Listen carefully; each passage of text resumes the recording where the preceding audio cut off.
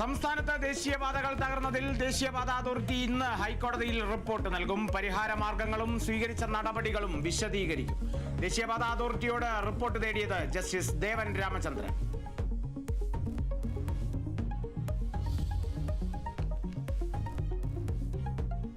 സംസ്ഥാന സർക്കാരിന്റെ 4ാം വാർഷികാഘോഷങ്ങൾക്ക് ഇന്ന് സമാപനം. തിരുവനന്തപുരം പുത്തരിക്കണ്ടം മൈതാനത്ത് മുഖ്യമന്ത്രി ഉദ്ഘാടനം ചെയ്യും. സർക്കാരിന്റെ 4 വർഷത്തെ പ്രോഗ്രസ് റിപ്പോർട്ടും പുറത്തിറക്കും.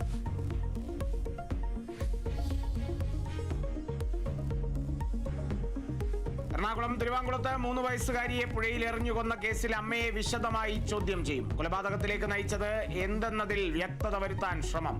കുട്ടി പീഡനത്തിനിരയായത് അമ്മയ്ക്ക് അറിയാമായിരുന്നോ എന്നതും പരിശോധിക്കും. കുട്ടിയെ പീഡിപ്പിച്ച കേസിൽ ബന്ധുവിനായി ഇന്ന് കസ്റ്റഡി അപേക്ഷ നൽകും.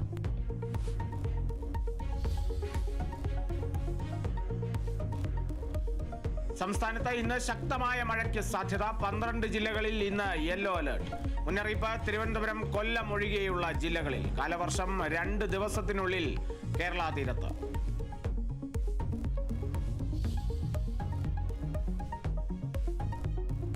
അമേരിക്കയിലെ വിദേശ വിദ്യാർത്ഥികളുടെ വിസ നിർത്തലാക്കാനുള്ള ട്രംപിന്റെ നടപടിക്ക് തിരിച്ചടി. നടപടി സ്റ്റേ ചെയ്ത US ഫെഡറൽ കോടതി. വിദേശ വിദ്യാർത്ഥികളുടെ തടവിലാക്കുന്നതിനും വിലക്ക്.